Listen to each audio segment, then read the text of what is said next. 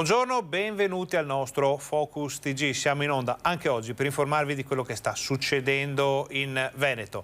È una giornata un po' particolare perché è ancora viva l'eco delle polemiche suscitate dall'iniziativa Io Apro 1501, la grande, possiamo definirla grande perché è stata abbracciata da moltissimi esercenti, la grande manifestazione di protesta che si è svolta anche in Veneto nella giornata di ieri, ma che prosegue probabilmente anche nella giornata odierna e nei prossimi giorni. Questa manifestazione nata per sensibilizzare più che l'opinione pubblica, chi governa, chi prende le decisioni sullo stato di necessità di un comparto, quello dei bar, ristoranti, trattorie, pasticcerie, che è in gravissima difficoltà. Come molti altri non si fanno statistiche o classifiche su questi drammi, semplicemente questa categoria ha deciso di esprimersi in questo modo. Opinabile la scelta, ognuno fa quello che ritiene. Quello che c'è da dire è che i servizi delle nostre emittenti, prima su tutti quelli di Rete Veneta, andati in onda ieri sera, hanno suscitato anche un notevole clamore per il volume poi di risposte che sono arrivate sia sui social come testimonianze di solidarietà. C'è anche qualcuno che dice non dovevate farlo, che numero di visualizzazioni di YouTube, della nostra pagina Facebook, quindi tutto quello che va oltre il telegiornale, la diretta, ma anche testimonianze di solidarietà e affetto di persona, perché sappiamo che alcuni dei locali che ieri sono stati coinvolti in questa situazione sono stati oggi quasi, possiamo dire, presi d'assalto dai clienti che si sono recati per dire vi do una mano, prendo il caffè, secondo le regole o non secondo le regole, questo non lo sappiamo ancora, lo sapremo poi dai nostri giornalisti che andiamo subito a sentire, perché c'è la nostra Luisa già pronta da Vicenza per farci il punto della situazione dal capoluogo iberico. Buongiorno Luisa. Sì, buongiorno a voi. Sono davanti alla fiera dove si sta svolgendo uno screening di massa, diciamo voluto e promosso dalla Regione Veneto e gestito dall'Università di Padova. Si svolge su chi non è mai stato tamponato e quindi su personale fondamentalmente non a rischio, che non è stato mai a contatto con malati conclamati. Si svolge, come dicevo, in tutte le province del Veneto, riguarderà circa una popolazione di 5.000 persone. Oggi tocca a Vicenza, dopo che questo screening è già stato su Belluno, su Padova, a Verona. Oggi sono stati controllati, quindi i tamponi sono stati effettuati anche al personale del comune. Ricordo che questo screening è gratuito e volontario e ha l'obiettivo di andare un po' a scandagliare, a controllare qual è la presenza del virus, quindi come riesce a penetrare negli strati della popolazione meno esposta. Quindi diciamo che è un ulteriore step verso la tracciabilità di quello che è un male diciamo a tratti ancora poco conosciuto. Certo.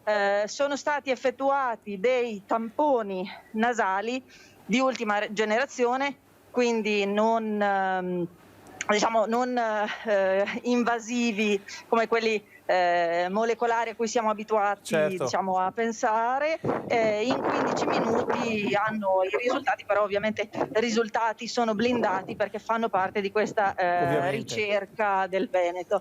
Poi ti do anche un'altra notizia che però riguarda la cronaca, perché la Guardia di Finanza ha condotto un'operazione volta al contrasto dei traffici illeciti e ha tratto in arresto nel comune di Torri di Quartisolo un tunisino trovato in possesso con mezzo chilo di droga di vario tipo. Diciamo che questa indagine è iniziata perché all'interno di un garage gli uomini della finanza avevano già notato dei movimenti illeciti e quindi a seguito di una perquisizione hanno trovato questo quantitativo di droga. Molto bene, poi naturalmente tutte queste notizie le approfondiamo nel TG Vicenza di questa sera, però Luisa ti devo chiedere due informazioni. Una, hai sentito l'introduzione del nostro Focus TG, è basata, e tutta la prima parte della nostra informazione sarà basata su quello che è successo ieri e che sta ancora succedendo in Veneto con l'iniziativa di protesta Io Apro 1501, che ha portato insomma anche a un po' di movimento, qualche multa, parecchio malumore. Da quelle parti com'è andata ieri, come sta andando oggi questa situazione? Dunque, ieri anche qui ci sono state delle adesioni, ma in realtà questo tam tam nazionale che si prospettava come un'adesione di massa di questi baristi, di questi esercizi commerciali, in realtà si è molto ridimensionata proprio anche in virtù delle multe che poi si sono rivelate anche essere molto salate. Certo. Quindi diciamo dal tam tam con questa grossa adesione poi c'è stato un dietrofront, quindi qui in realtà pochissimi sono stati i baristi ad aver aderito. Comprensibile. Poi un'altra domanda è di carattere insomma, più climatico. Vediamo che sei ben coperta, si sente vento e questo ci fa presupporre che a Vicenza sia una giornata bella ma molto fredda. Ci confermi che è cambiata un po' la temperatura? Sì, oddio, è freddo, però per fortuna siamo scaldati anche da un piacevole sole, quindi diciamo è rigido, ma si sta. Perché si sente molto il vento in microfono, quindi è presumibile che la giornata, sì, come dici tu, sia soleggiata, fresca. E quindi, detto questo, ti lasciamo andare all'interno, ti lasciamo tornare al lavoro, così magari ti scaldi un po' dopo questa diretta. Intanto ti ringraziamo per questo primo collegamento. L'invito è quello che facciamo a tutti i nostri colleghi, a tutti i nostri giornalisti: se ci saranno notizie importanti da Vicenza, non esitate a contattarci in qualsiasi momento, le daremo in diretta, ne parleremo qui durante la nostra diretta Focus TG. Grazie Luisa Bertini, buon lavoro. Bene, torniamo in studio. Questa era la prima parte della nostra informazione. Avete sentito uno screening molto importante a Vicenza.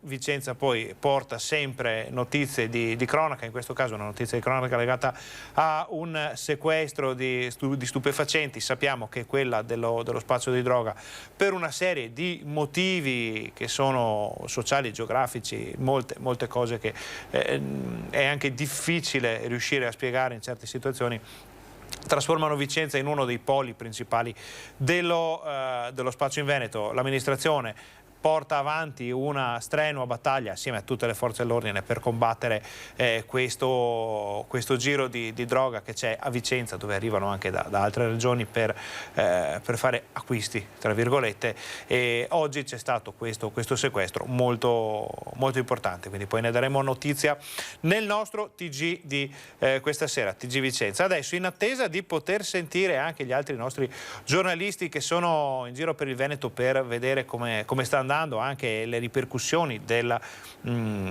famoso Io Apro 1501, cominciamo ad andare a vedere che cos'è successo ieri. Visto che eravamo a Vicenza, partiamo proprio dal capoluogo berico per comprendere questo movimento di disobbedienza dei bar. Hashtag Io Apro. Questo è il venerdì esplosivo della rivolta. Circa 50.000 locali in tutta Italia si ribellano alle limitazioni, alle clausure imposte dal DPCM anti-Covid. Da oggi e per tutto il weekend i ristoranti dovrebbero limitarsi soltanto all'asporto, i bar addirittura dovrebbero chiudere, le serrande dalle 18 in poi, e invece c'è chi ha deciso di dire no, c'è chi ha deciso di dire basta. Non solo le serrande rimangono alzate, ma si invitano i clienti ad entrare. Sì, i clienti ci sono. I clienti hanno dimostrato una grande solidarietà in questa nostra iniziativa. In effetti, tanti vicentini oggi sono dalla parte dei commercianti che si sentono vessati dai limiti che stanno mettendo in ginocchio le attività produttive. Dobbiamo aiutare gli esercenti, dobbiamo aiutare questo settore che è stato ingiustamente, illegittimamente compromesso dalla gestione della pandemia. Non sappiamo quando potremo ripartire e come ci faranno ripartire, perché ancora non ci hanno detto niente, e purtroppo le bollette sono aumentate del 15-20%, siamo in emergenza sanitaria ma le spese arrivano più di prima. A Creazzo, in un bar che partecipa alla protesta, durante la verifica della polizia locale la titolare ha un mancamento. Mi ha attaccato una crisi di panico, non potevo più respirare, è arrivata l'ambulanza e di lì sono stata male. Ma quello che io voglio dire è che lo Stato ci deve lasciare lavorare. Io capisco l'emergenza del virus, però lasciateci lavorare, dobbiamo mangiare. È stata coraggiosa e forse, come ha detto lei stessa, è stata una necessità. Piuttosto di chiudere la bottega, rischio di prendere una multa. Che questa esperienza serva per far cambiare le cose al governo. Nel senso, dobbiamo tenere chiuso benissimo, però come ho sempre ripetuto, che arrivino i soldi per ristorare i proprietari, ma soprattutto anche i dipendenti, perché veramente siamo alla canna del gas. Ed è così che oggi si chiude la prima giornata di protesta. I titolari di bar e ristoranti si appellano al diritto al lavoro. La Repubblica Democratica Italiana è basata sul lavoro, o sbaglio? Stiamo seguendo l'articolo 1 della Costituzione, stiamo facendo solo il nostro lavoro. Ci viene impedito anche questo, non lo troviamo esattamente corretto. Quindi da oggi e nel prossimo weekend, in questi 3 giorni, lei che cosa farà? Io apro. Sono molti che hanno deciso di aderire all'hashtag, come si chiama in gergo, a questa parola d'ordine, io apro 1501. 1501 era la data di ieri. Continueranno anche in questi giorni, stiamo proprio seguendo queste vicende con i nostri giornalisti, ve ne daremo conto probabilmente anche in questo TG, se riusciamo a contattare qualcuno dei nostri colleghi che abbia raggiunto uno dei locali che continuano ad aderire nonostante le multe. Poi vedremo il video impressionante non è neanche un litigio, è uno scambio di opinioni abbastanza pepato fra una barista e le forze dell'ordine arrivate per dare la multa al suo locale, multa che era già stata appioppata anche a un anziano cliente. Prima di andare avanti però una piccola curiosità qui al volo, ci scrive sui nostri social una famiglia addirittura di San Paolo in Brasile. Saluti dalla famiglia Lunardon. Lunardon è chiaramente un cognome vicentino, bassanese, della zona della Pedemontana, e sapere che dall'altra parte del mondo figli, nipoti, probabilmente pronipoti di emigrati italiani, veneti, in quelle zone dove la presenza veneta è ancora molto forte, ci guardano e ci salutano, insomma fa piacere, fa molto piacere, anche perché è un modo per loro per seguire le vicende della loro terra, di quello che sentono ancora come la loro terra. Ricambiamo il saluto e ringraziamo. Adesso andiamo avanti con il tema di Io apro o non apro, perché in molte zone del Veneto c'è chi ha deciso di non aderire a questa campagna e non lo ha fatto in modo silenzioso, l'ha fatto spiegando perché. Siamo andati per esempio a sentire dei ristoratori, degli esercenti padovani che ci hanno detto: ecco perché io non apro. Nessuna tavola apparecchiata, le sedie che sono capovolte proprio sopra questi tavoli. Devo dire che c'è una grande tristezza all'interno di questo locale, un locale storico della zona dei Colli. Siamo da Taparo a Torreglia, ma nonostante tutto oggi la decisione è stata: restiamo chiusi. Chiusa l'antica trattoria Taparo, un secolo di vita, chiusi tutti i 12 ristoranti di Torreglia associati nelle tavole tauriliane. Il perché lo spiega il presidente Nicola Lionello. Volevamo esprimere solidarietà a questi colleghi che loro oggi hanno preso questa decisione. Noi come associazione di tavole tauriane, che è un'associazione di 12 ristoranti di qua a Torreglia, anche assieme alla nostra associazione di categoria, per cui l'APE, abbiamo deciso di non prendere parte a questa manifestazione, ma siamo solidali con loro, però purtroppo abbiamo paura di entrare nella parte del torto, diciamo. C'è rispetto per la sofferenza, per il dolore di chi è malato, per chi piange una vittima del Covid, nelle parole di Nicola Lionello, che su alcuni punti recrimina. C'è stato un accanimento contro la nostra categoria che è un po' inspiegabile, visto che oramai è più di un mese che noi siamo di fatto chiusi e non si trova, diciamo, sembriamo solo noi il capo espiatorio per questi contagi che continuano a aumentare. Silenzio e tristezza tra i tavoli, cucine e bar chiusi. Difficile organizzare una rete di consegne a domicilio o a asporto per locali come quelli dei Colli Euganei. Una prospettiva di certezza è la richiesta che arriva da questa desolazione da parte di chi non teme la fatica e ha solo voglia di ripartire. Chiediamo di poter lavorare, noi più che i sussidi chiediamo di poter lavorare. Sicuramente i sussidi è l'alternativa alla chiusura, insomma, ecco, se noi chiudiamo in qualche maniera dobbiamo, insomma, stare in piedi. Queste sono le richieste degli esercenti, dei ristoratori, dei baristi. Il Veneto, questa faccenda dei sussidi, degli aiuti a fondo perduto a pioggia non l'ha mai gradita, anche nella fase più critica del lockdown. Insomma, il pensiero dell'arrivo di soldi così a copertura di un danno decisi da chissà chi, in chissà quale modo, non è mai piaciuta più di tanto. Quindi più che ristori le attività vogliono lavorare. È stato anche dimostrato che c'è modo di lavorare in modo ineccepibile senza rischiare nulla. Dalla cabina di regia romana invece si è deciso che probabilmente i locali sono fra i veicoli principali di diffusione del virus, e quindi è stata fatta questa scelta. Poi vedremo anche che cosa cambia con la zona arancione instaurata proprio nelle scorse ore per bar, esercizi di vario genere. Adesso avremo un altro servizio da Padova, ma vediamo se il nostro Mirko Cavallin, che è in un bar bassanese multato ieri, non è ancora pronto, quindi restiamo a Padova e vediamo le immagini invece di un locale anche abbastanza celebre, abbastanza famoso a Padova, che ha deciso ieri di rimanere aperto con tutti i rischi del caso. Una pausa pranzo vissuta pericolosamente. Per scelta, tra le 12.40 e le 13.20 il pasticcere dell'Arcella Luca Scandaletti e una decina di suoi clienti hanno sfidato, forzandolo, il capitolo ristorazione del DPCM in zona arancione.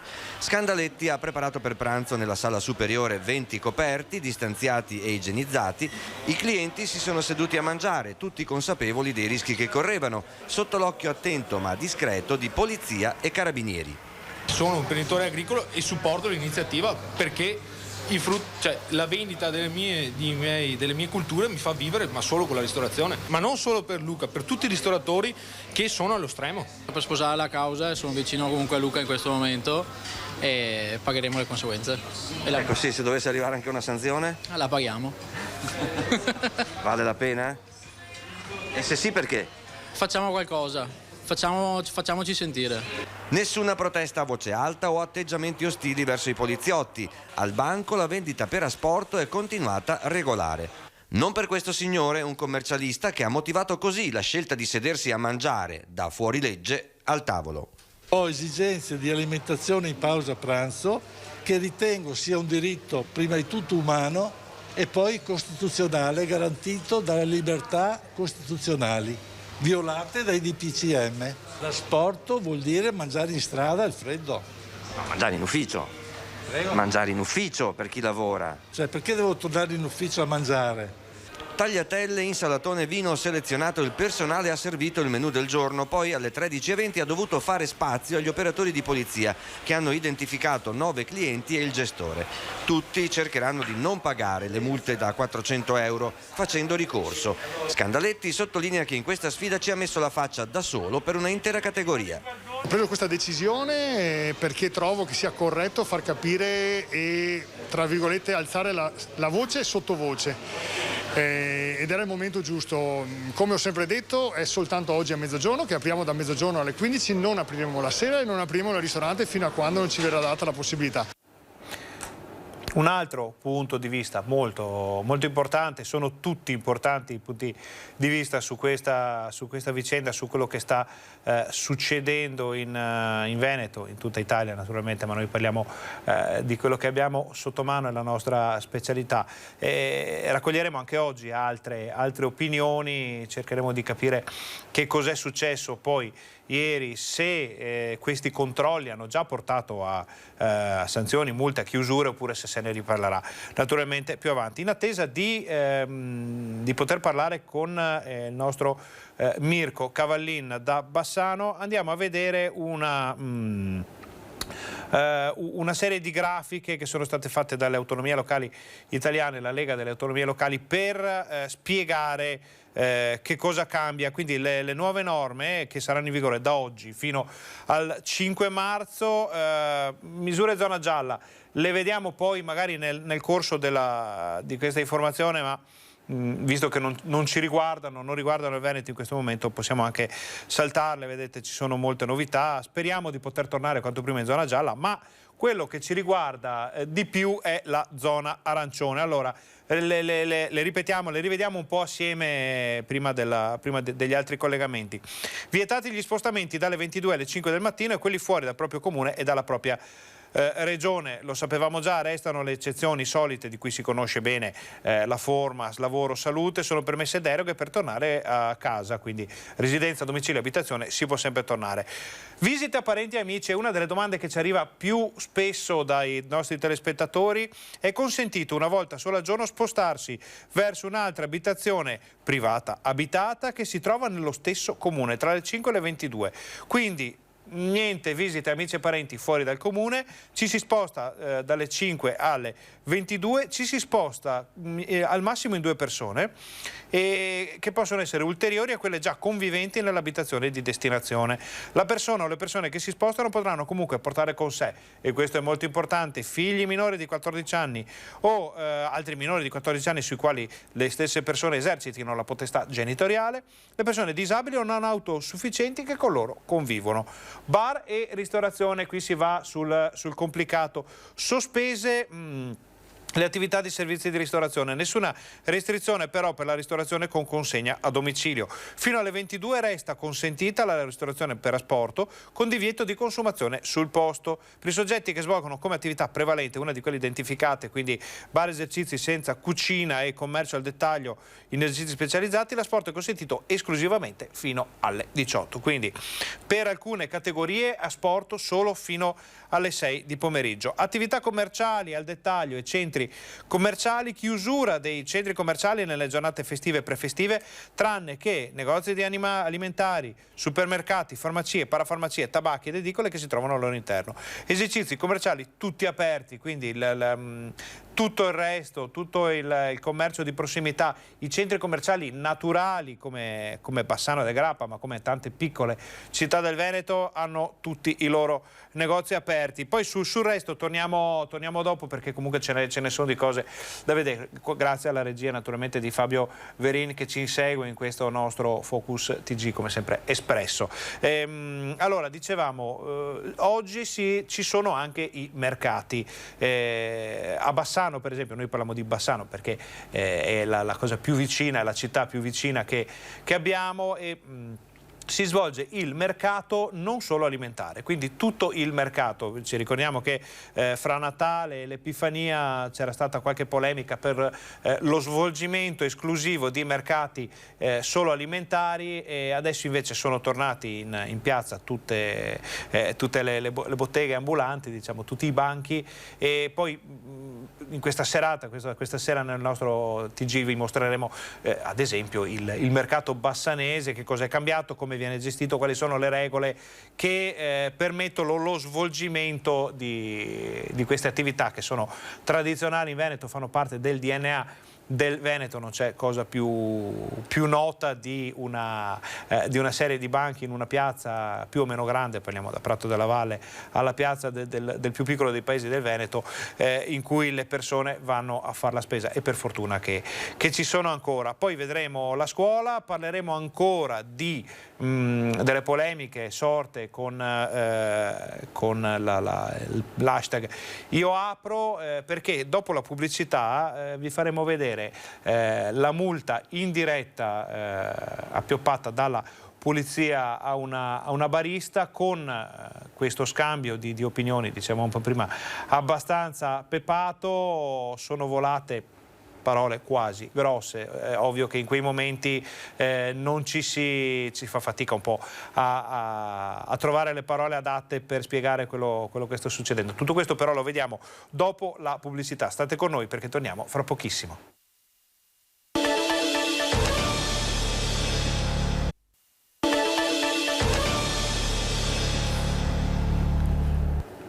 Bentornati al Focus TG, siamo in diretta anche oggi per informarvi di quello che sta succedendo in Veneto. Eravamo collegati fino a un paio di istanti fa con Mirko Cavallin, che è tornato nel bar di Bassano del Grappa, dove ieri c'è stato un po' di movimento a causa della manifestazione, dell'adesione alla manifestazione Io Apro da parte della titolare, che ha portato poi a multe e polemiche con gli agenti della polizia, e siamo tornati oggi per capire come è andata a finire, anche perché i servizi che lo stesso Mirko Cavallin ha confezionato assieme ad Andrea Benetti in quel locale hanno avuto veramente un enorme rilievo sui social, con decine di migliaia di visualizzazioni e tantissimi commenti che sono quasi tutti di affetto, aiuto, di vicinanza alla titolare del bar che ha parlato ieri con noi e che vediamo in questo momento vicina a Mirko per più che un riassunto delle puntate precedenti, per raccontarci come è andata a finire. Buongiorno Mirko, buongiorno. Buongiorno Ferdinando, buongiorno ai nostri telespettatori, buongiorno anche a Stefania Reginato che ci accoglie nel suo bar, oggi aperto regolarmente per asporto. Sì. Ecco, però Stefania, un commento alla pioggia di commenti positivi e di visualizzazioni che sono arrivate ieri. Sì, tantissime, ma anche tantissima solidarietà, sono arrivate persone anche da lontano e tutti hanno anche lasciato un contributo per aiutare questo signore anziano che è stato multato, una persona che ha problemi cognitivi, per cui che non capiva neanche quello che gli stava succedendo, che è stato fermato fuori per strada praticamente, è stato quasi obbligato a dire che aveva bevuto un caffè qui e il pomeriggio si è ritrovato la polizia a casa che gli ha notificato la multa.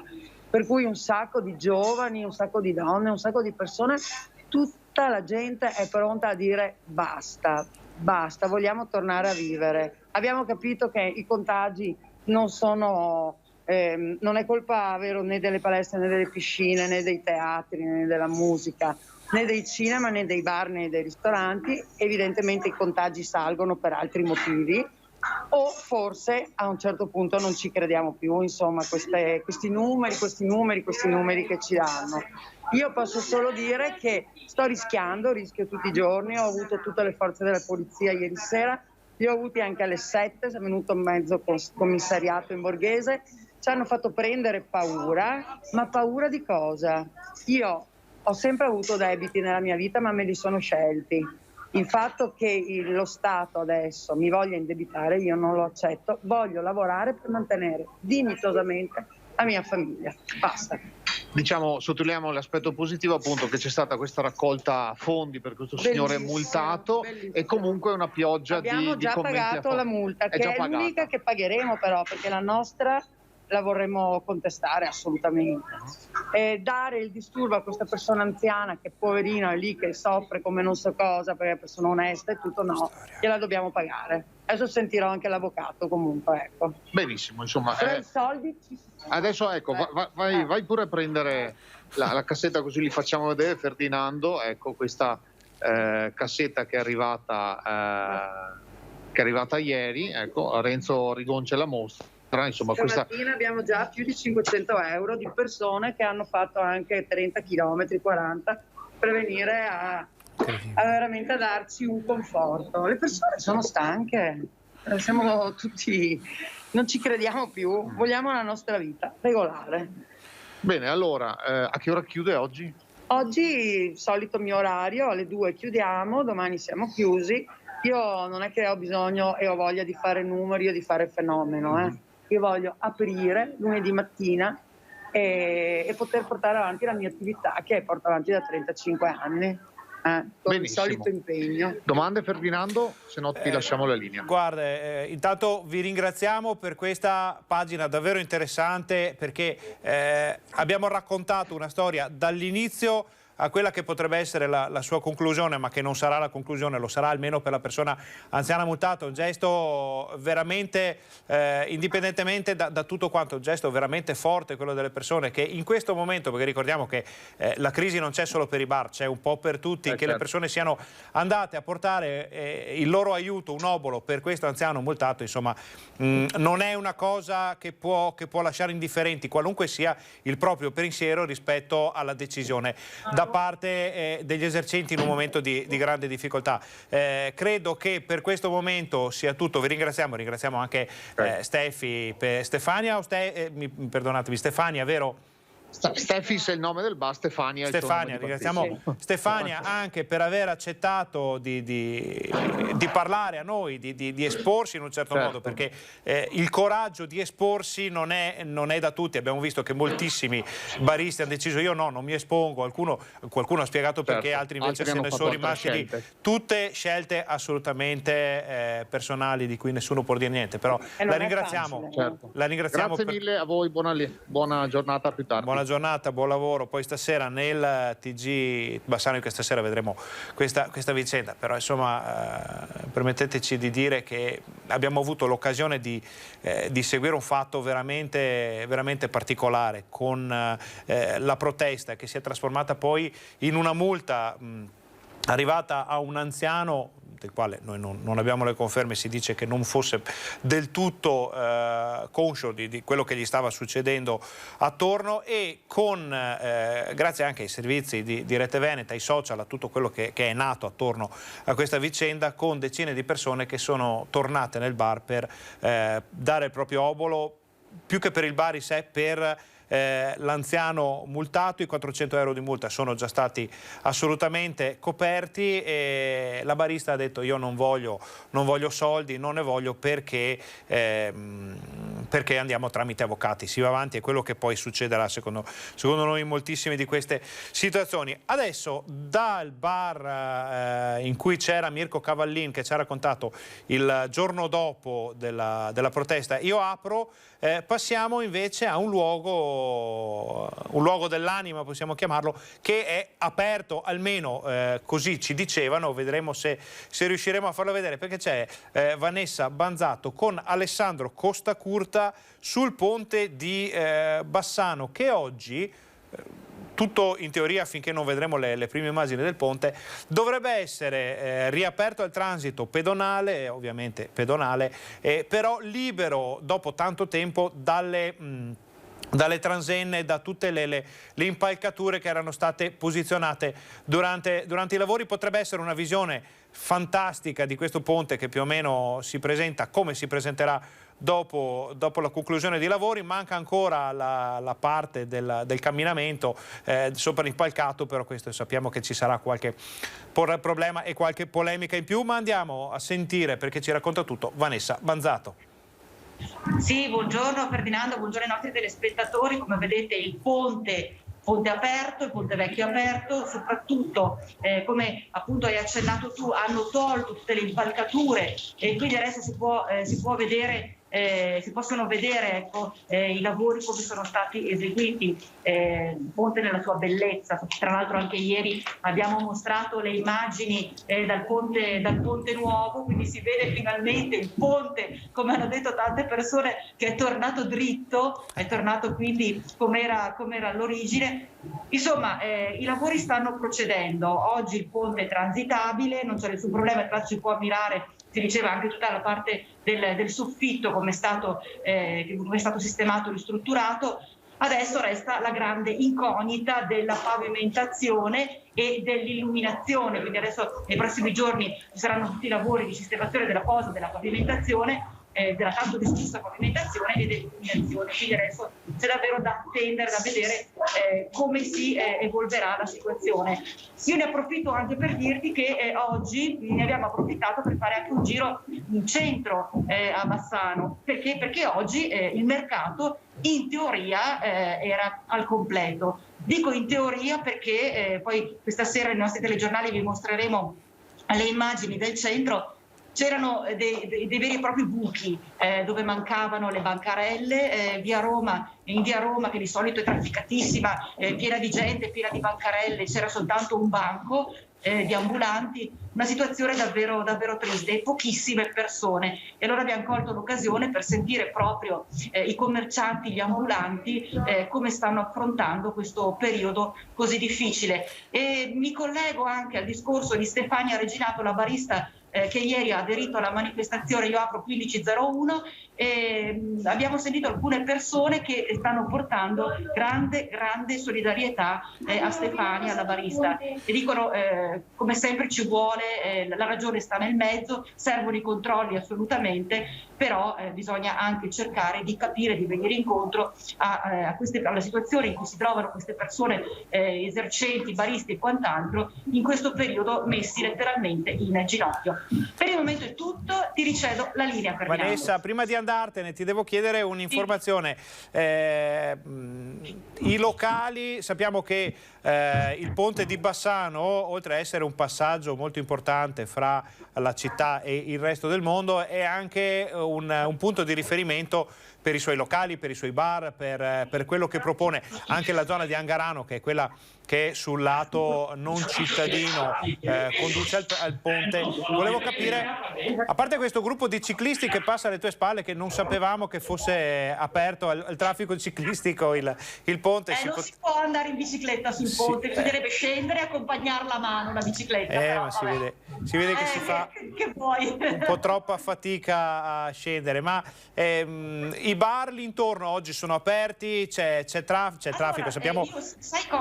Ferdinando, io prendo in considerazione il bar che è il top del ponte, che è proprio la taverna al ponte, è aperto solo per asporto però. Quindi ci sono dei locali che sono aperti, restano aperti, e vorrei dire bravi a questi ragazzi che sono scesi, guardate, proprio bravi, sono scesi e la stanno accompagnando la bicicletta a mano, quindi bravi, danno l'esempio ai grandi in questo caso. E dicevamo, i locali sono aperti sì, però per asporto, e quindi sì, sappiamo il limite certo. Che hanno queste persone che hanno bar locali. Il limite è quello che durerà ancora un po', perché stavamo leggendo appena prima di questo collegamento quelli che sono le variazioni legate alla zona arancione, quindi ci vorrà ancora un po' di pazienza. Poi sappiamo che il ponte, ci confermi, chiuderà dal 20 gennaio, quindi fra pochi giorni, per una ventina di giorni chiuderà completamente, quindi non sarà possibile transitare sul ponte per una ventina di giorni. E tra l'altro ricordiamo che per quello che può servire è stato organizzato il bus navetta, che proprio servirà per portare le persone da e per Angarano, da e per il centro di Bassano del Grappa. Quindi ci sarà questo bus navetta che andrà a servire la zona di Angarano, attualmente un servizio che non esiste, però è stato allestito proprio per l'occasione, per cercare di venire incontro soprattutto agli anziani, ecco, che non possono attraversare il ponte e trovarsi in centro, ma devono fare tutto il giro. Allora, diamo appuntamento per tutte le immagini straordinarie del ponte, senza quasi più impalcature, senza quasi più transenne, al TG Bassano di questa sera, e lasciamo Vanessa Banzato e Alessandro Costacurta liberi di andare a raccogliere altre informazioni dal centro storico. Grazie, buon lavoro. Grazie. Torniamo in studio, ma solo per lanciare la pubblicità. State con noi, torniamo fra pochissimo, c'è molto altro da vedere.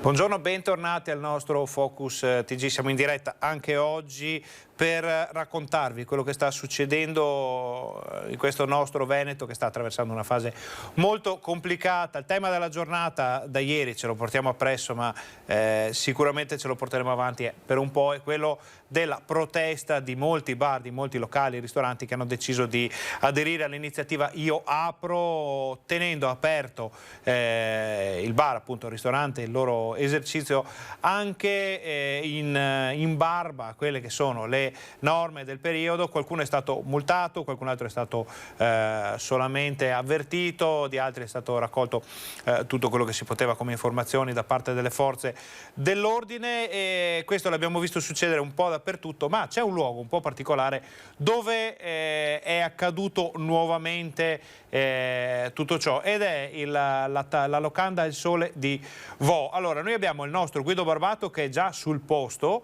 e che è in collegamento con noi via Skype. Guido, ricordiamo, intanto buongiorno, ricordiamo ai nostri telespettatori perché è celebre la locanda del Sole di Vo. Perché a noi qui ci protegge l'alcol. La famosa frase è diventata uno slogan, è diventata anche una sorta di packaging per questo locale che esibisce delle vetrofanie e anche degli adesivi sui tavolini che riportano questa frase raccolta dalla nostra Gabriella Basso quella sera di febbraio. Buongiorno a tutti, a Vo la locanda al Sole, la cosa anche curiosa, se vogliamo un po' sorridere su questo fatto, dove però non c'è molto da sorridere, è che si affaccia su Piazza della Resistenza. E queste persone stanno resistendo a quello che sta succedendo, hanno tentato di resistere, hanno rimediato una sanzione e una chiusura totale dell'attività per 5 giorni, perché ieri sera c'erano delle persone, stavano servendo ai tavoli, i titolari stavano servendo ai tavoli. Quindi la locanda in questo momento è assolutamente chiusa, non solo con quelle tende che vedete grigie che servono a riparare dal sole di mezzogiorno, ma gli scuri del piano superiore, dove si trovano appunto alcune stanze alloggio, sono chiusi dal lato che guarda la provinciale per est, mentre sono aperti nel vicolo interno. Fatto sta che insomma non si muove paglia dentro, e appunto 5 giorni di chiusura. Il problema è molto sentito in paese, questa vicenda è piuttosto sentita, soprattutto dalle partite IVA, che dicono va bene la legge, ma quando una partita IVA e un'attività come questa ovviamente lo è, ha delle scadenze fisse ogni santo mese di affitto, contributi, stipendi e utenze, perché a Roma non capiscono che riducendo di così tanto gli incassi sono destinate a morire? E pare, sempre da voci che ho raccolto poco fa qui in paese, che almeno un ristorante e 2 tra bar e pub, un ristorante pare abbia già chiuso da poco, 2 tra bar e pub stiano pensando seriamente di abbandonare, proprio perché non ci stanno più.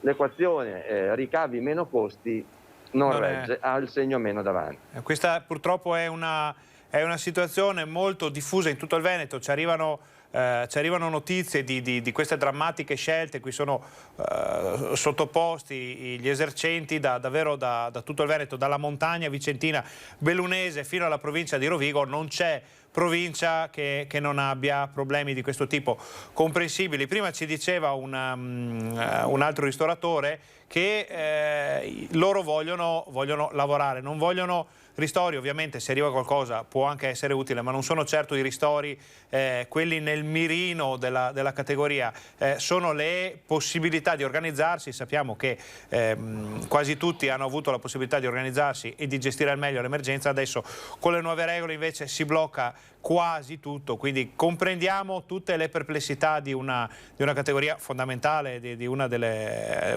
parte della spina dorsale di questa nostra regione. Comunque Guido, ci dici che ci confermi che la gente a Vo, che ricordiamo è stato il paese più studiato, più sotto la lente, ma più sotto anche il peso del coronavirus dell'intero Veneto, perché prima zona rossa, bloccati per settimane, hanno fatto, perdonami se sbaglio, 3 o 4 cicli di tamponi per primi, quando tutti gli altri non li stavano ancora facendo.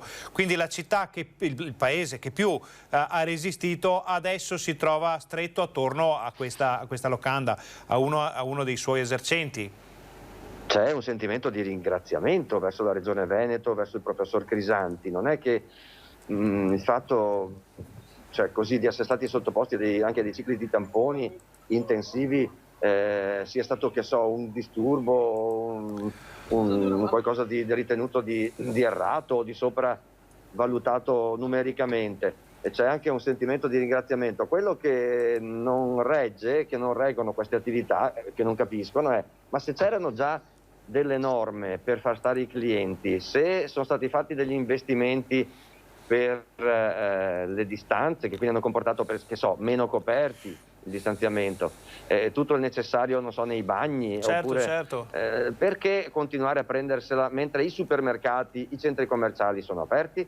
Questa è una domanda, tutto sommato, credo modestamente di poter dire anche lecita, sulla quale una riflessione andrebbe fatta. E poi succede quello che succede, come è successo appunto in tutte le province, che si alzano, cioè si forza la legge, la multa da 400 euro o una chiusura di 5 giorni per un locale così, che magari lavorava solo con l'asporto. Tra lavorare con l'asporto e chiudere 5 giorni, non lo so, magari io mi sbaglio perché non sono del settore, non mi viene da pensare, magari cambia anche poco. Certo, ma è una cosa che ci hanno detto, in molti. Diciamo che questa situazione lascerà sicuramente delle tracce pesanti nel tessuto produttivo, sociale della regione, anche e soprattutto di paesi come Vo, di paesi anche più piccoli, dove magari c'è un solo ristorante, un solo bar o una trattoria su strada dove le persone si trovano, e diventa un problema anche sociale, anche legato proprio alla struttura della vita della nostra regione. Guido, noi ti ringraziamo per questa interessantissima informazione. Diamo poi appuntamento ai telegiornali, ai nostri emittenti, ma anche domani torneremo poi con i servizi che preparerai su questo argomento. Grazie, buon lavoro. Grazie anche a voi, buona giornata. Torniamo in studio, ringraziamo Guido Barbato in collegamento da Vo. Allora, prima di andare a vedere poi il resto, ricordiamo il giorno in cui si è diffusa la notizia della presenza di un positivo, che era il signor Trevisan di Vo. Gabriella Basso, nostra giornalista, si è recata in paese per sentire che cosa pensava la gente. Era un momento in cui nessuno aveva timore di questo virus, nessuno lo conosceva, si sentivano notizie che arrivavano forse dalla Lombardia, un po' dall'estero, ma insomma era appena iniziato il disastro che poi ci siamo portati dietro per tutti questi mesi. E Gabriella Basso intervistò dei ragazzi seduti al bar, i quali probabilmente, sicuramente senza cattiveria o malizia, erano lì che si facevano il loro spritz serale dopo una giornata di lavoro, e non sapendo che cosa stava accadendo risposero alle domande: ma voi non avete paura del Covid? Noi abbiamo l'alcol che ci protegge. Una battuta un po' infelice, che è diventata poi il cosiddetto meme, cioè un video che è girato sui social in modo incredibile. Siamo convinti che se si ripetesse la stessa situazione adesso, nessuno risponderebbe con quella frase. Sono cose che succedono e sono cose che si vedono quando si va sul posto a intervistare le persone. Quindi questo accade perché i nostri giornalisti sono sempre dove le notizie succedono. Proprio di questo parliamo perché, visto che ne abbiamo introdotto prima il tema, vediamo il servizio che ha preparato Mirko Cavallin sul Io Apro del bar di Bassano.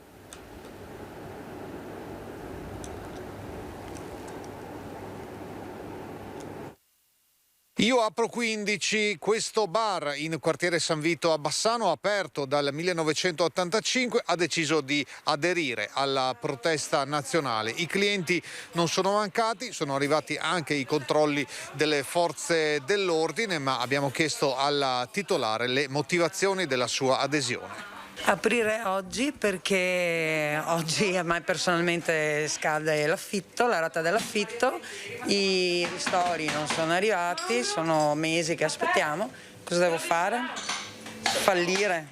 Non posso, sono 35 anni che sono qui, che sacrifico la mia vita e il mio lavoro è questo, e questo so fare. Il rammarico di questa barista è di essere stata tra le pochissime a Bassano ad aderire alla protesta. La richiesta, disattesa anche dal nuovo DPCM, è di poter lavorare con regolarità. L'asporto non è sufficiente a coprire le spese fisse. Nell'arco della giornata i clienti non sono mancati. Se il bar è aperto e fornisce quello che il cliente sano ha bisogno, è giusto usufruirne. Caffè, brioche, prosecco e all'ora di pranzo anche qualche pasto vengono serviti senza interruzione. Siamo noi i primi a doverci proteggere le mascherine, quindi loro devono lavorare e noi possiamo aiutare loro e loro aiutano noi, quindi per me l'importante è essere noi i primi responsabili e poi Conte manderà Conte. Conte manderà Conte. non crediamo di aver capito bene cosa intendesse dire questo signore. Magari oggi Mirko Cavallin, che è tornato nel bar per raccogliere le testimonianze, l'avrà incontrato e gli avrà chiesto che cosa voleva dire. Adesso c'è il video di cui vi parlavo prima, ovvero il momento in cui la polizia si è recata dalla barista per formalizzare la sanzione, che poi non era probabilmente per il servizio, forse era per la mascherina. C'è stato un momento molto, molto particolare che potete vedere adesso. E un verbale per cosa? Per l'uso corretto della mascherina, e uno perché appunto sono stato... Perché l'uso scorretto? Perché mi è caduta, ho le distanze? Guarda, io non so, io sono stato mandato qua per... Io non firmo niente. La dicevi la coppia? No, ma posso chiedere una cosa? Ma voi polizia, come vi sentite nel dare la multa a un 90enne qua fuori, che siete arrivati al punto di farlo confessare, ok? Una persona con disturbi cognitivi, ve la prendete con i più deboli, ma non vi vergognate? Non vi sentite un po' a disagio? Una cosa, io non devo vergognarmi del mio lavoro. No, dovete, perché state facendo come la Gestapo, ve la prendete con la povera gente. Una cosa, c'è la copia del verbale? No, sì, ma non ho intenzione di firmare niente. Tutti i giovani che c'erano se la sono presa con l'anziano di turno. E io ho preso, vabbè, il mio verbale, ho aperto, va benissimo, ci sta, e la multa perché mentre parlavo col poliziotto mi ero abbassata la mascherina, mentre invece loro possono entrare tranquillamente a portarmi tutti i documenti del caso senza cappello, che so che anche loro dovrebbero portare la divisa completa. Vabbè, andiamo avanti così.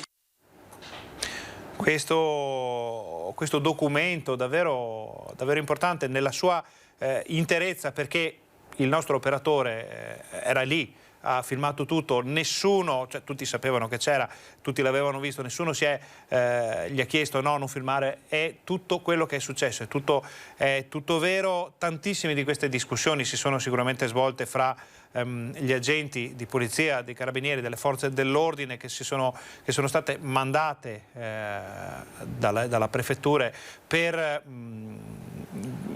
per dimostrare qualcosa probabilmente da parte dello Stato su queste scelte che hanno fatto invece i bar, i locali, quindi due mondi a confronto, e che hanno portato a scontri anche verbali di questo tipo, parole dure che sicuramente porteranno poi strascichi nel seguito. Siamo sicuri che non finirà qui. Noi vi racconteremo sempre e comunque che cosa è successo. Questa sera nel TG Bassano un'altra intervista con la barista Stefania. Avete visto prima, e questa insomma è una nota anche positiva, che cosa è successo in quel bar. È accaduto che grazie anche ai servizi di Rete Veneta pubblicati sui social, che sono stati condivisi migliaia di volte, sono stati visti da un numero davvero enorme di persone, tante persone sono arrivate al bar per portare un aiuto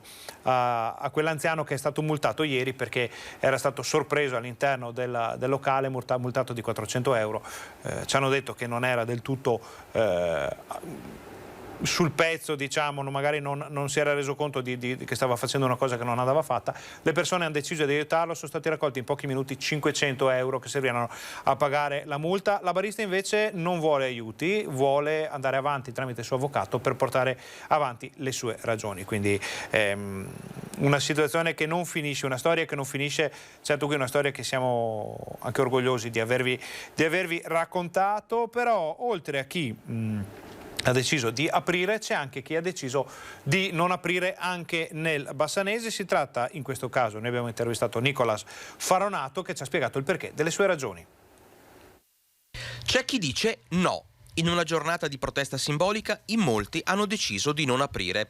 Troppi rischi, troppi costi e poi la paura che oltre al danno arrivi anche la beffa di una sanzione che, in questo periodo, sarebbe un ulteriore fardello da sopportare. Solo le spese di gestione, quindi di elettricità e di riscaldamento, non coprirebbero i costi del poco asporto che si potrebbe fare.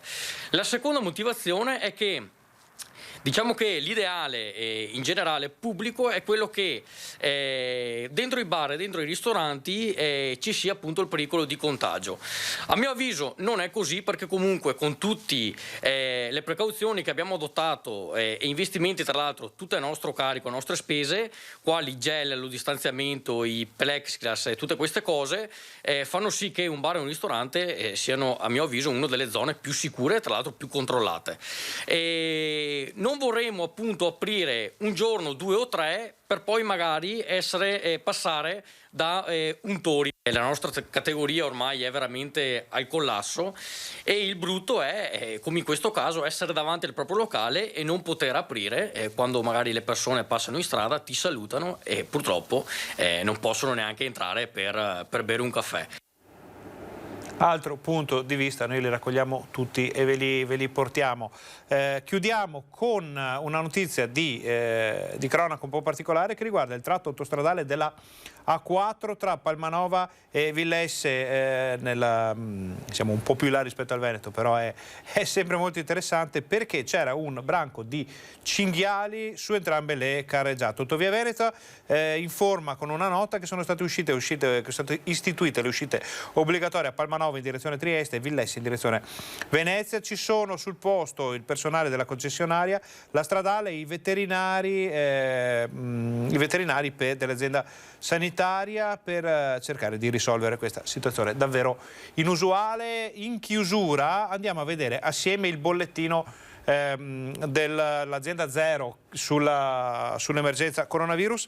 È da vedere perché è un bollettino molto interessante, perché sono segnalati solo 231 nuovi casi in Veneto rispetto alla rilevazione precedente. I casi attualmente positivi sono 72.371. Ricordiamo che all'inizio di gennaio navigavamo molto più in su, navigavamo oltre mi pare oltre le 90.000, ma non sono sicuro di questo dato. Sappiamo solo che l'altro ieri erano 79.000, quindi sono in picchiata i numeri dell'emergenza. Siamo comunque arrivati a 296.803 casi dall'inizio dell'emergenza qui in Veneto, 7.932 purtroppo le persone che hanno perso la vita in questi mesi a causa del coronavirus. Andiamo nella seconda parte della tabella, che è altrettanto importante, altrettanto chiara, perché non ci sono nuovi decessi da segnalare. C'è un posto in area non critica in meno e 4 terapie intensive in più, però il numero complessivo è di poco superiore alle 3.000 unità dei ricoverati, quindi la curva effettivamente sta prendendo una china positiva, che bisogna mantenere con l'attenzione verso tutte quelle che sono le norme di questo momento, almeno fino a quando usciremo poi da questa triste vicenda. Ringraziamo tutti voi per essere stati qui con noi a Focus TG. Fabio Verin in regia, grazie, buon pomeriggio.